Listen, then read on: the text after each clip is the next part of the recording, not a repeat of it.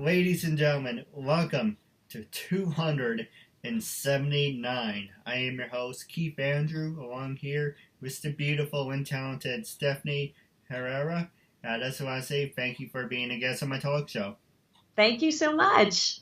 Now, for people who want to know what my talk show is about, the whole point of my talk show is to show people that even with having a learning disability, I can still overcome controversy and reach my goals in life.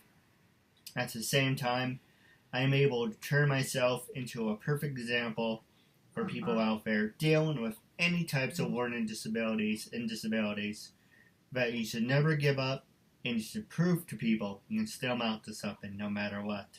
That being said, a half hour of your time.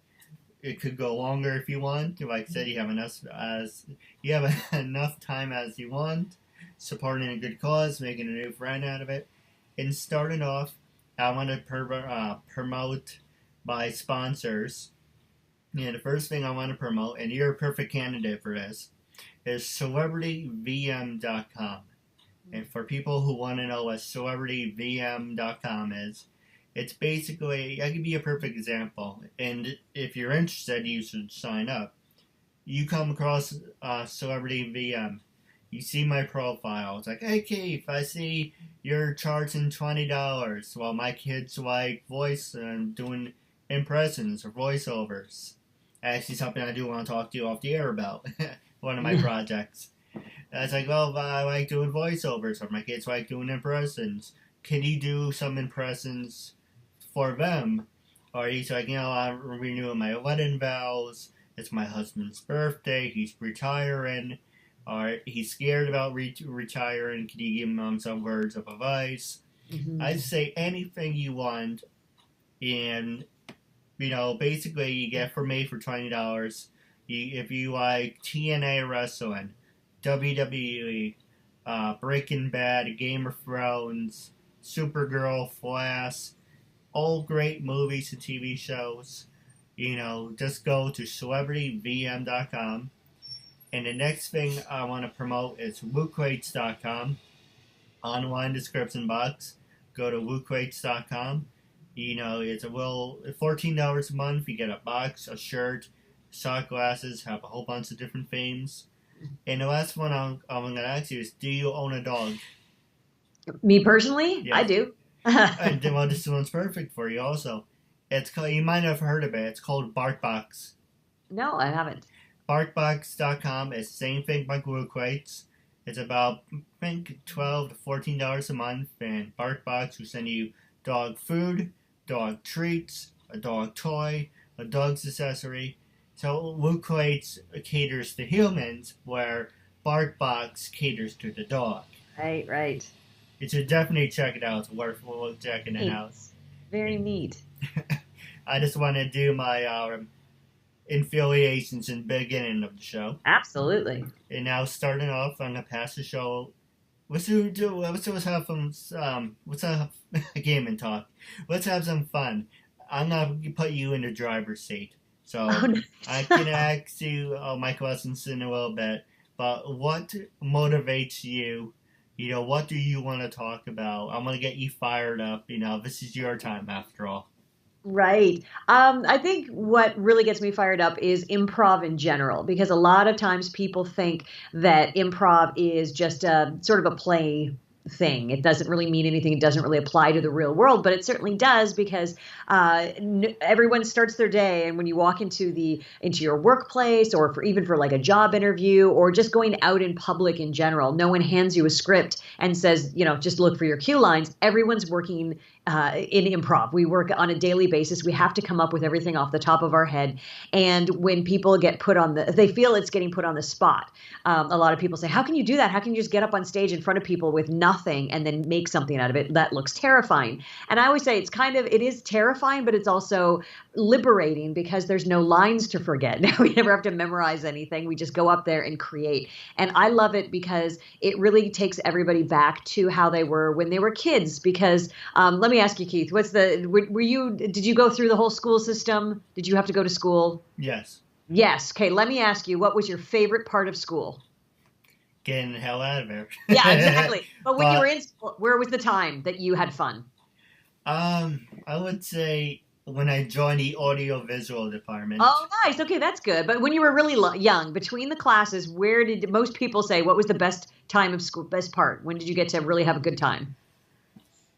I'm gonna guess it was recess, probably, when you got to go out and play, right? I didn't really have a lot of friends, but yeah. Oh, okay. But still, you get to get out and you get to imagine, and that's where most of the kids get to do their imagining. I have I have 4 children. I'm crazy. But my middle child does the same thing, and I've even gone over to the school to drop something off, and I always see him, and he's always playing by himself. And I always kind of call him over. He's like, oh, hi. He comes over. I'm like, don't you play with the other kids? He goes, no, I just play by myself. And I'm like, okay. And I watch him, and he's just creative and imaginative, and he makes his own world and his own stories up. And I see him talking to himself and his characters. And that's kind of what we do as adults in improv. We're doing exactly what we did on the playground, which was just pretend. So if you had friends, you usually said, okay, you're a ninja and I'm a transformer. And you get, you come up with these great storylines. And then the bell rings. You're like, oh, I have to go back to class. And you go back inside. So most people don't have that time in their lives anymore. When we got to do it every single day, we would, have that time to go out and play. And we don't get that in our daily lives typically. Sometimes the closest thing we get to it is probably going to the movies. We get that escape. We get to sit there and just go get transported into another world. So that's probably the closest we have it. But with improv, you're doing it. You're back to that childlike play of coming up with all your lines and your characters and pretending you have props and costumes on when you have nothing. So it's all about stretching the imagination. And as you get older, if you don't use it, you lose it. It's like a muscle. So I get now, I kind of tell when I teach kids in school, I say, keep creative, whether it is doing your own movies and YouTube channels or drawing or playing music, whatever it is, keep creative in some way, because otherwise you're going to get into a career where you get a suit and tie and then you're paying someone like me thousands of dollars to come and reteach you how to play again. And they're like, really? I said, yes, I get paid ridiculous money to go into corporations and it's amazing how much they pay me just to remind them how to connect with people again and play and be imaginative and creative.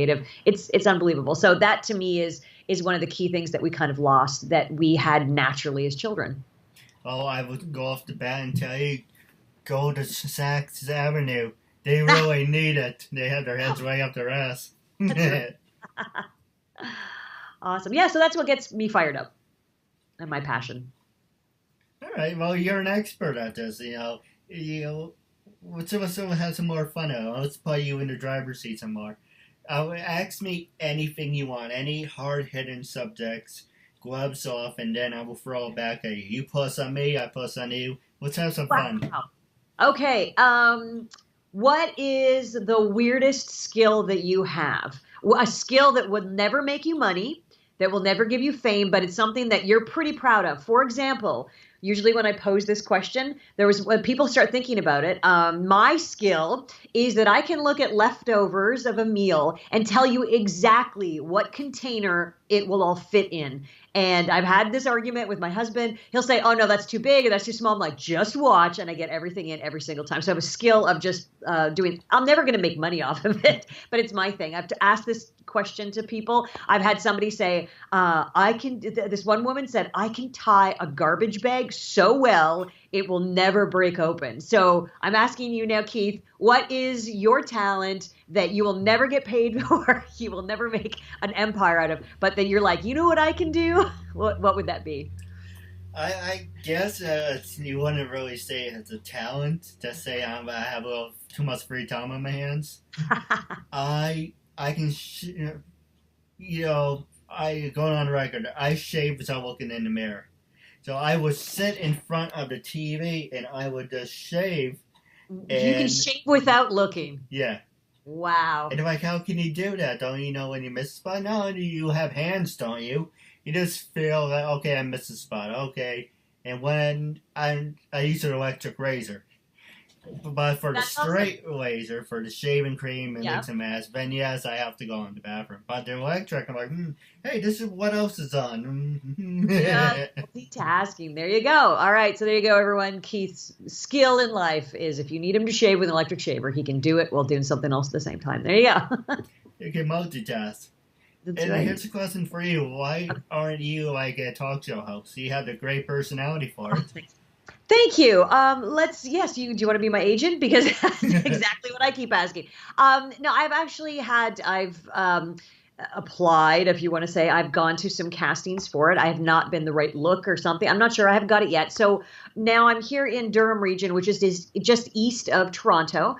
And because I'm sort of made a name for myself out here, I've had some great opportunities through our Rogers TV out here in Oshawa. And I've actually been able to co-host and host a couple shows. Once it was just a guest host on their sort of morning, the morning talk shows. I've done several stints with them on that show. And then a friend of mine, he's a New York best-selling author. He's written several books, including How to Connect in Business in 90 Seconds or Less. Fantastic. He's a brilliant man. He's written like 8 New York best-selling books. He wrote one called How to Make Someone Fall in Love with You in 90 Minutes or Less.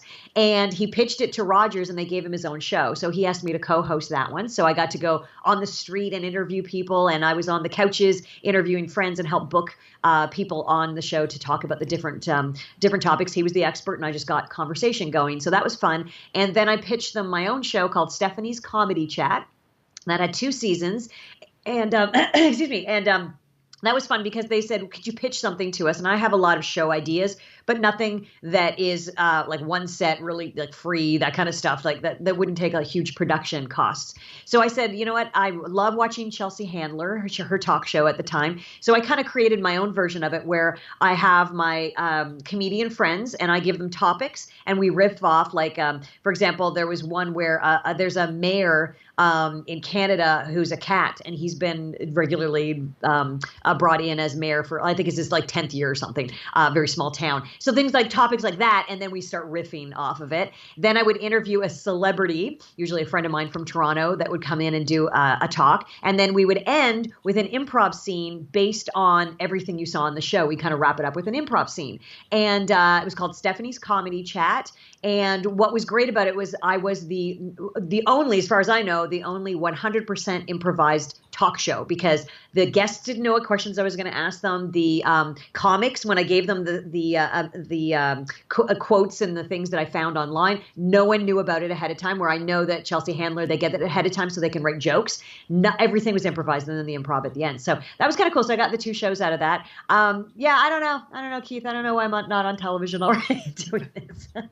Well, I would love to work with you and have you, you help me, I help you. Maybe we can do something like that. You find a producer for me, that'd be awesome. Well, we can talk off the show about that.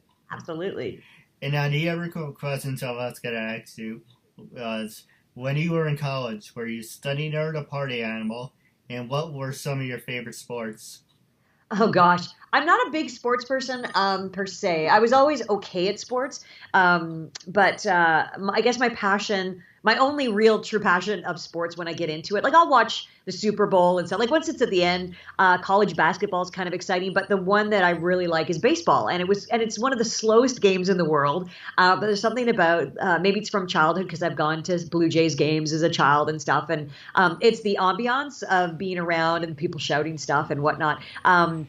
But yeah, I think I like playing it, like softball, a nice slow pitch to your team, no pressure. Everyone's just, trying their best and running around. So I've got my kids in baseball and they love it, or softball, and they absolutely love it. And I love watching it. Like it's the nail biting, watching these kids play because they're really little and barely anyone can catch or throw or hit or anything. So, a ball will be hit and we all go, oh my God. And then the ball just keeps going through like 8 kids and the outfielder can't pick it up. And we're like, run and go.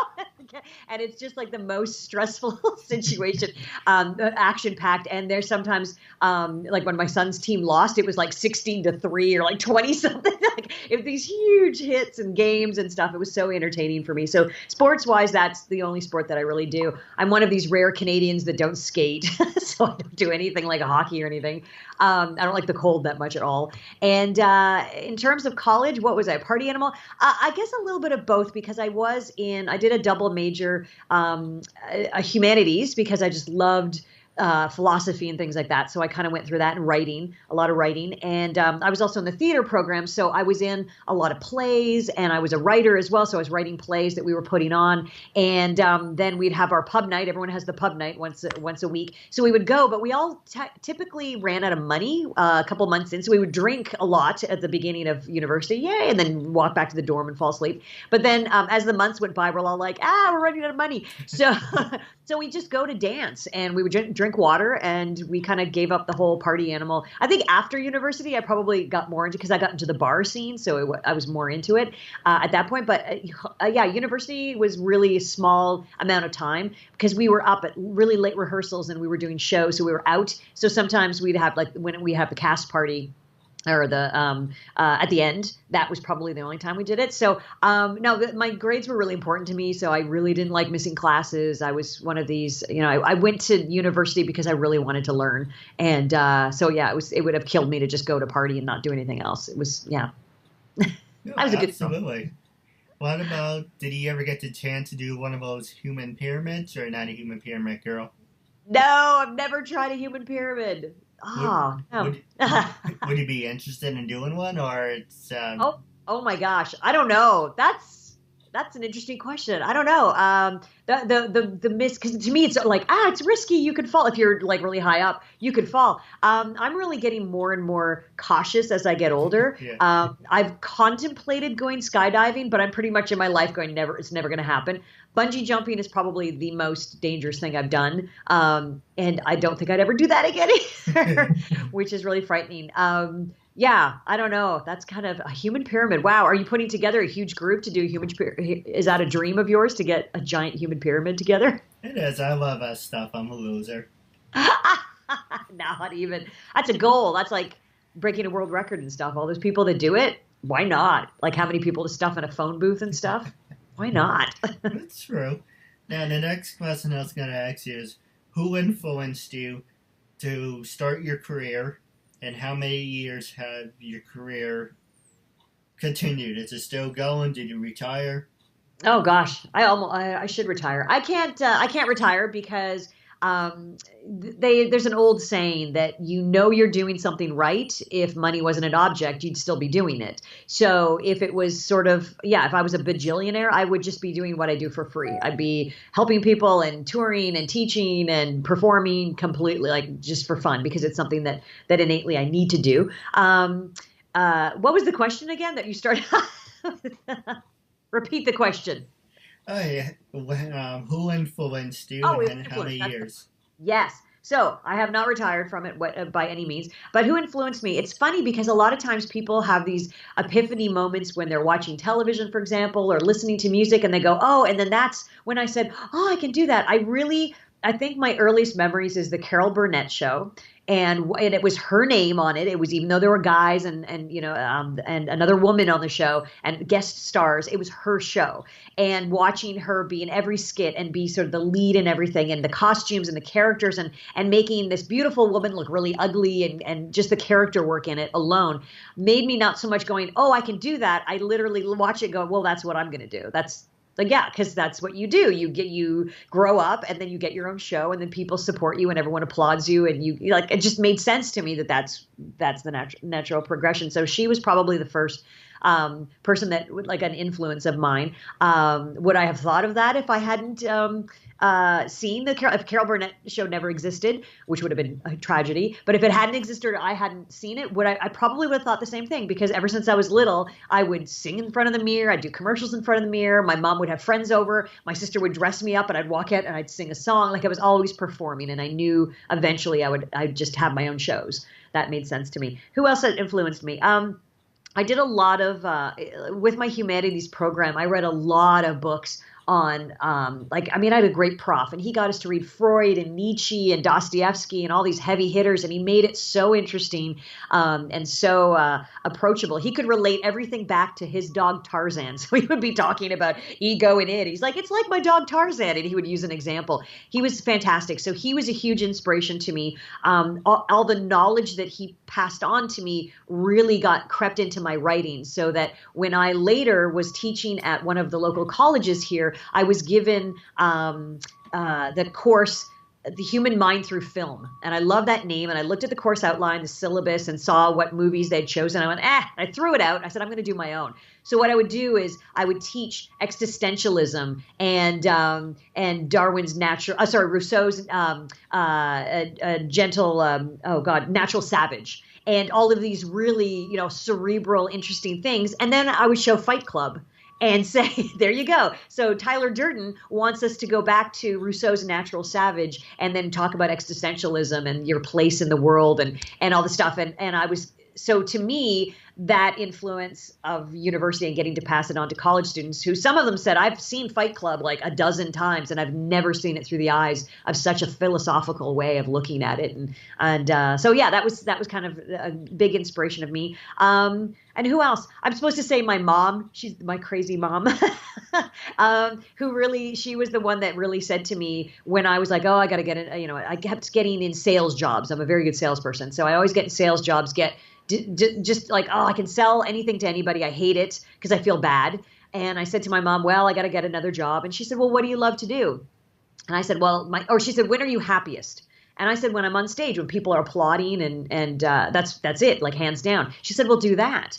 I said, well, Mom, you can't just make money like, starving artist and, don't you know of these things? And she's like, no, do what you love and the money will come. And I said, yeah, but she said, do what you love and the money will come. And I said, yeah, okay, you're right. And that's what I've done. So I've always had to thank her. She reminds me, remember, I said, absolutely.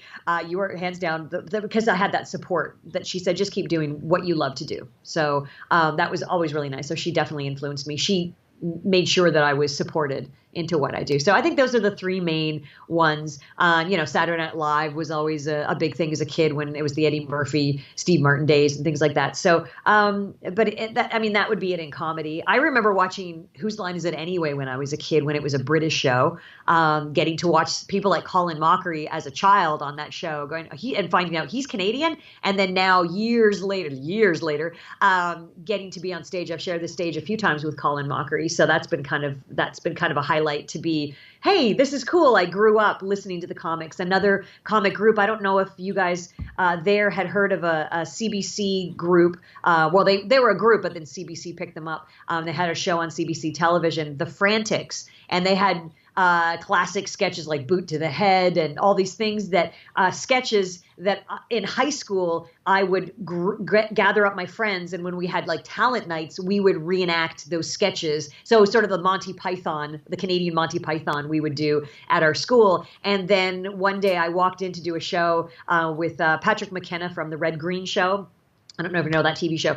So I went in, I psyched myself up, and then I walked in and I saw this other gentleman waiting. We got there early, and I kind of looked at him and I said, oh my God, why does that man look familiar? And my husband kind of went, oh my God, he's from The Frantics. And I went, what? That's like an idol of mine. And we met him, and he was also in the show. So Peter Wildman and I are still really good friends, and he comes out and does shows. We get to do shows together a lot. But sometimes it's one of those things, like if your friend was like Tom Hanks, I don't know if you would call him Tom. I probably wouldn't. I'd call him Tom Hanks. So Tom Hanks. So that's what I do with Peter Wildman. Hello, Peter Wildman. How are you? He's not just Pete. He is, oh my God, he's one of the Frantics. So he's still, I just idolize him. He's fantastic. But we're friends. So it's so funny to have a friend that's kind of famous, which is really nice. So all those, it's really kind of neat, the full circle of being inspired by people as a child and then actually getting to work with them later in life. It's kind of cool. Yeah. No, absolutely. And I'm going to ask you a couple more questions and I'll Sure. pass it back to you. Have you ever been to the States, number one? Number two, have you ever been to Woodbury Commons? And before I ask you the third one, let's just do the first two.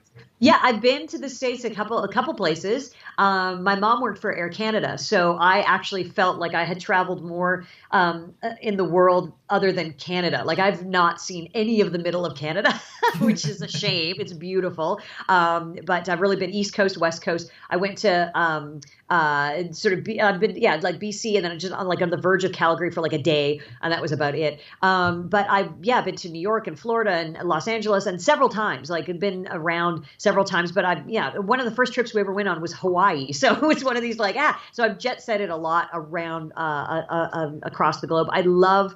I've actually am in the process of contemplating the move to to LA. I have a lot of great friends, Canadian friends that have moved there and have found great success. And they keep saying, why aren't you here? Oh my God, it's the Mecca. Everything's happening. So if I do a move, it's either going to be to Vancouver or LA. LA is, it's so tempting, but it's also a little scary because Canada, we have our free healthcare, and we have, we're Trump free and so whatever, and Hillary free by any means. Like, I mean, our politics are a little bit, they're not perfect at all, but it's certainly one of these, I don't envy what you guys are going through right now with your politics. No, and I haven't been to enough small towns. So my answer is no, I have not been. I'm trying to think of what the smallest town. It was probably when I was the improv and interaction director at the Pennsylvania Renaissance Fair. So that is just outside of Harrisburg. And we got to be in little towns like Lebanon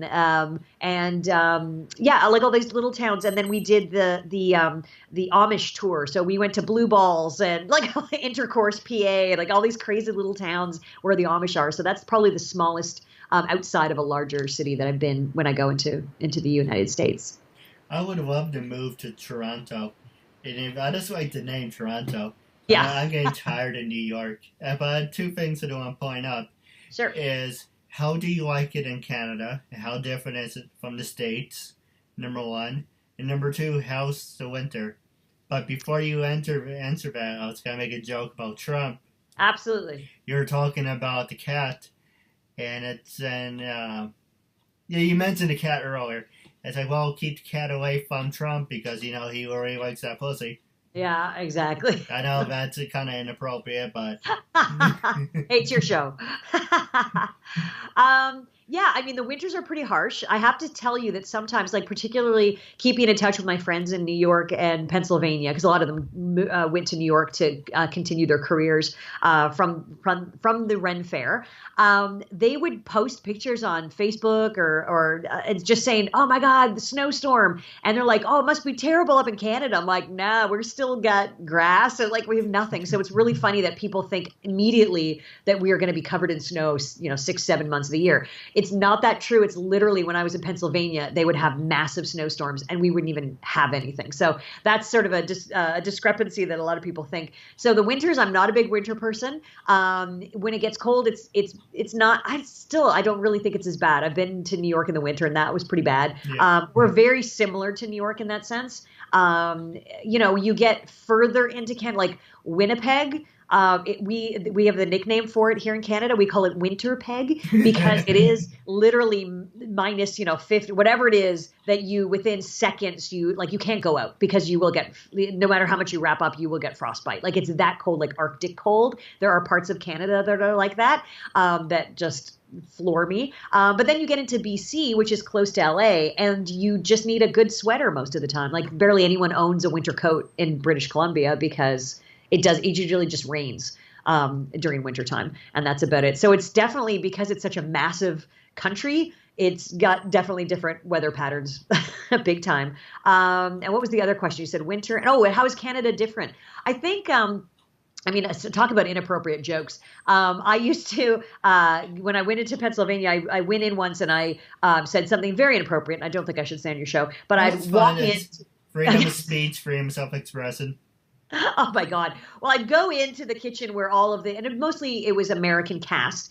When we actually were introducing ourselves to everyone, they were going one by one. Hey, could you say your name, the role or the part that you got in the Renaissance Fair this year, and just something about yourself. So everyone was going around, and I realized I'm like the last person as they're going around. And by the time they got to me, I said, well, I'm Stephanie and I'm a Canadian, and I'm really just here to prove to you guys we don't have flappy heads and beady eyes. And I burst out laughing. And then when they calmed down the laughing, I said, what are you laughing about? And then they lost it again. So that was my fun kind of thing. So it was just and they waited so hard for me to say A, which I don't say. And I said, I'm not going to say it. So there were little things like a house. I would say house, and they would, oh, you're saying it. You'd go to house.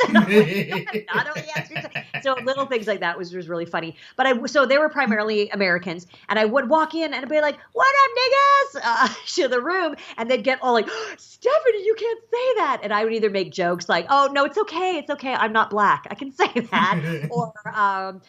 Or I would say, and one friend said, Stephanie, I can't believe you can like, how can you feel comfortable saying that? And I said, well, in Canada, we don't have racism. Yeah. And she went, oh, and completely bought it. And then another troop came up who's Canadian. And so she started dating one of them. And she said, Stephanie says that there's no racism in Canada. And he went, yeah, that's right.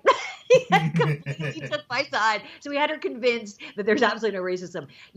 I usually use it as we certainly have it.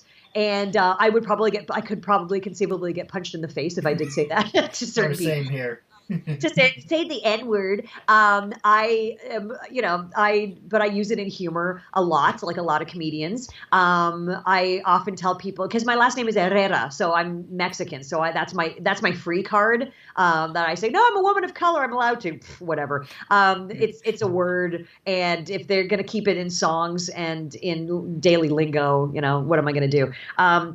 So the big difference is that I would feel the racial tension in certain parts of the United States versus Canada. You could sort of be in a situation where like, ooh, this is kind of icky. Like I'm feeling, somebody's got a chip on their shoulder. Like, oh, it's because I'm black, or it's because, like whatever. It's like, what's going on? So, because that's unusual for us.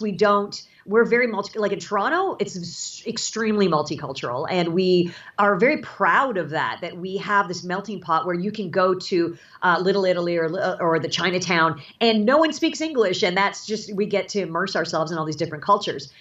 So we're very proud of the fact that we love to take in refugees and we're very open to that we don't have, we don't have terrorism here. Like we really don't. We're not a country that, takes over people. We're really everyone always says, you're like the buddy country. Like you help.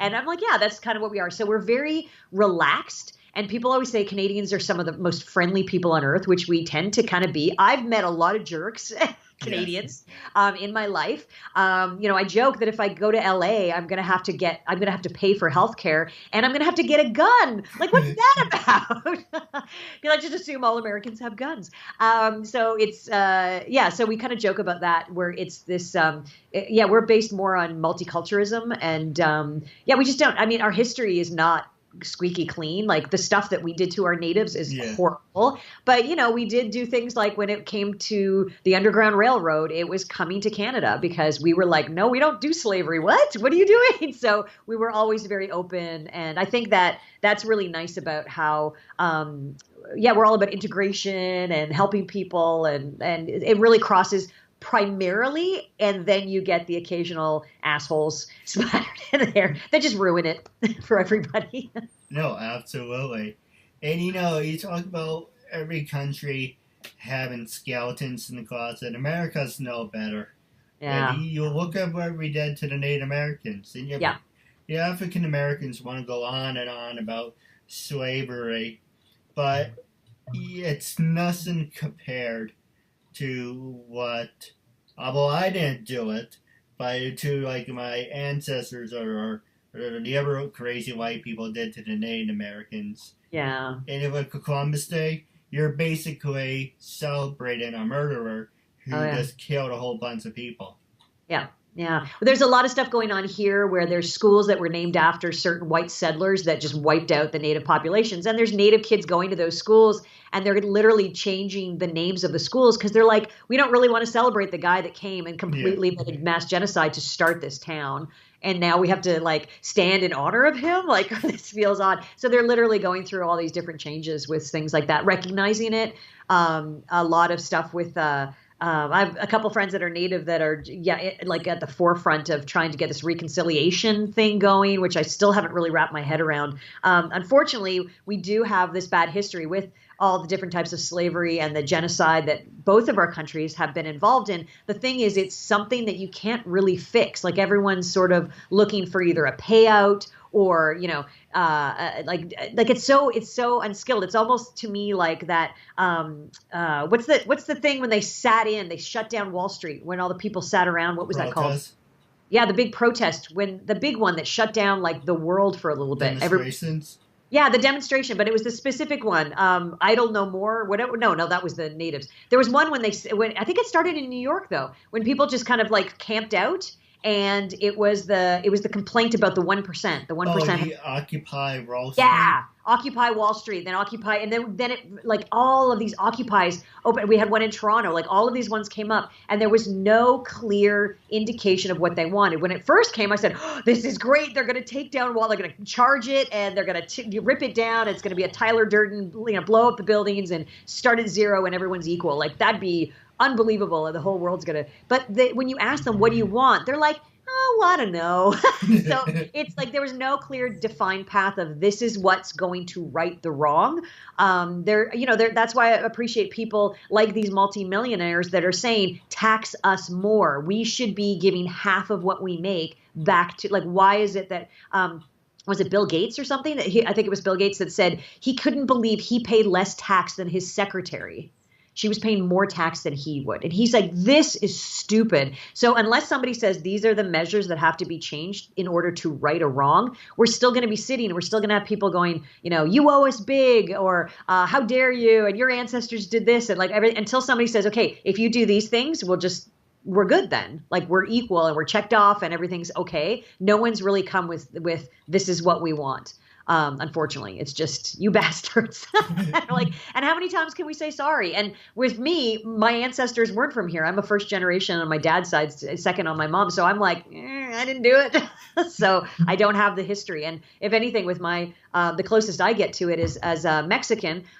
People say, oh, you're Spanish, right? And I said, no, I'm Mexican. They're like, same thing. I said, no, actually the Spaniards came from Europe, wiped out all my native culture, and then taught us Spanish. And that's why we don't have our traditional Aztec language. And they're like, oh, okay. So I'm like, not really the same thing. But I don't hold that over people's heads and go, damn you. I take my Spanish class like everybody else and try to keep up on keeping relevant in today's terms, because no one except maybe a Mel Gibson movie is going to ask me to speak ancient Aztecian. People are going to ask me to speak Spanish. So I'm not going to say I refuse to learn that European tongue I'll learn it because this is my generation. So Hispanic culture is huge, and it's also prevalent on a lot of TV and film. So I'm going to keep up with my look and my stereotype and learn Spanish and make myself hireable as an actor. So I'm not going to keep a chip on my shoulder by any means. No, absolutely.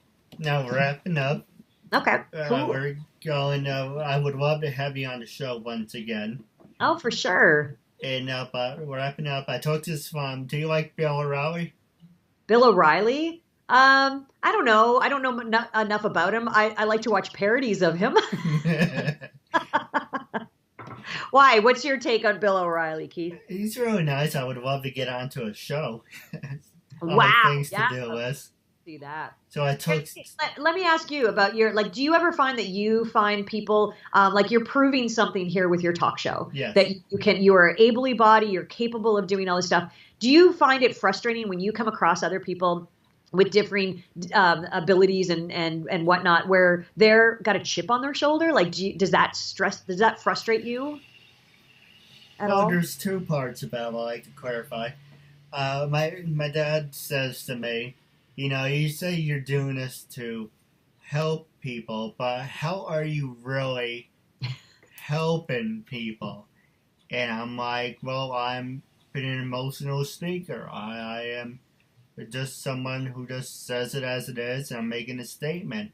Yeah, but that's great, but how is this helping other people? And so I get, well, if you look at it like that, then it's a big waste of time. But, I'm just proving a point. But, there's other people, there's this rich guy, well, I guess he's rich, but he has he's, I guess the correct term is, well, I don't know really what the correct term is, but he's gay. He's Chris knows best. In Chris family, he's the guy with the voice, with the blonde hair. It's kind of like Modern Family, but it's on the USA Network or something. Okay. And he's like, besides being gay, that's not a disability, and it's sure as hell not a talent. And it's kind of like, man, why are you on TV and I'm not? And it's kind of and same thing as Modern Family. And now they're doing the whole transsexual thing. Oh, are they now? Oh, okay. I'm against that. It's gays are fine, but transsexuals is where I draw the line. Oh my gosh. I know that. So I guess we're not talking about Jenner. Well, you can. I'm just giving him. It bothers me. This is why it does. I know. It's like I shouldn't throw stones because I'm no prize myself. But I think there should be some boundaries.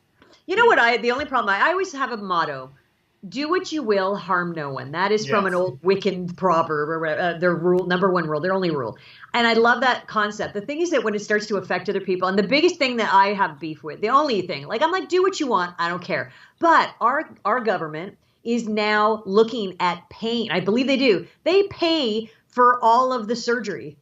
And I'm like, what? And I have to pay my own surgery, which I did, and I look great. But like all of this lady stuff, I had to pay for myself and so I have a little stand-up routine. I'm like, but a boy in a dress decides he wants to be a girl. They're gonna front the $10,000, but I gotta. You know what? Well, I'm a young thin girl trapped in an older woman's body, and I need the government to help me with my true inner feelings. And everyone's like, oh my God, Stephanie, that's so politically incorrect, but so right that they will pick and choose a cause to get behind them. Like it's such a small percentage of people. So I don't care. It doesn't affect me. If we see transgendered people and my kids ask, I'll totally tell them. Well, no, is that a boy or a girl? I'm like, well, you have to ask them what they would prefer to be called. It's not my business. It's not our business. I don't care. It's not affecting me. I don't care if they get their own washrooms. I don't care about any of that stuff. But when the government will pay for their stuff and not me, I get mad. No, that's the thing. I don't care. It's privilege, right? I just don't. I don't care if you're white, black, Spanish, handicapped, or in my case, retarded with a disability. And do you use that term? We're not allowed to use that term in Canada. That's what I was labeled as. I was labeled as mentally disturbed, handicapped, and retarded. Wow. Yeah, we can't even use those terms in Canada. They get all mad. They go, you can't call them that. I'm like, But the point is, this country likes to label things. Yep. And it's like, do whatever the hell you want. So like you're saying, leave me alone. Yeah. What I have a problem with is when you have it on the media and you're purposely jamming it down people's throats and you saying, well, let me give you a perfect example, if you're okay with it. Sure. Your son wants to know what a transsexual is. Because he's watching a kids show. And by the way, this was on Nickelodeon. And they pulled it as fast. And the promo was, unfortunately, I remember it. I'm going to be scarred from it. It was, among other issues I have, but this one stands out. It says, how do you know if a person likes you? Well, Johnny, you have to go over to the person, hug them, and kiss them, and tell them how you feel. And it's like, okay, a boy and a girl. And the next thing you know, you have two little boys, like 6-year-olds, kissing each other. I'm like, what the fuck am I watching? What is this? No wonder this country is so fucked up. If this is hell, I can't imagine hell being actually worse. I have a feeling, Keith, you don't have many gay friends. I interviewed, I have a lot, okay, I don't have I have one. Okay. But I interview everyone, and I'm very respectful. I am. Yeah. I say stupid things, but, I have no filter. But the point is that if your son saw that, when is it appropriate to tell him, well, this is your wife's choice, and at the same time, it isn't inappropriate for your kids to be seeing it. And it's not appropriate for kids to be seeing it. Oh, any kind of kissing and stuff. Kids just don't want to see it. I kiss my husband when we kiss. They go, ew, stop it, get a room. They always yell at us. No kids at a certain age want to see it. I think that they're probably just saying it's okay because I don't have a problem with boys kissing and girls kissing, whatever, like particularly at a little kid's age. Yeah. I'm more concerned that they're promoting children to go up and hug and kiss each other. That's unwanted touching. That makes me very nervous that anyone would go, oh, that's weird. That would scar me for life. If somebody, I'm like playing and somebody just started kissing me, I'm like, yeah, what? It's just, I'm not prejudiced, you know. I interview whites, blacks, Hispanics, gays, transsexuals. My problem is I do not want to see it on the media, and I just don't want to see it jammed down people's throats. And that's where all the problem starts, because the media turns it into this whole big thing where it's not. So like you said, what you do in your own life, you can go and do it. But you don't need to showcase it in public and just turn something small into an explosion. And you I'm doing it to get a rise out of someone, or I'm doing this to just screw with someone. Because that's where the shit. I think the reason they do it is because all the few children that are out there that are questioning themselves, they're giving them something on television that they're like, oh, I can identify with that. Like finally somebody who's like me, which I get, but the percentage is so small. Like you said, it's so small that the rest of us go, what? Why do we need that? Oh, that's right. Because like there's that one kid out of how many thousands of kids that's going to go, oh, and that might change their life. But you're right. The fact that media says, well, we have to do it.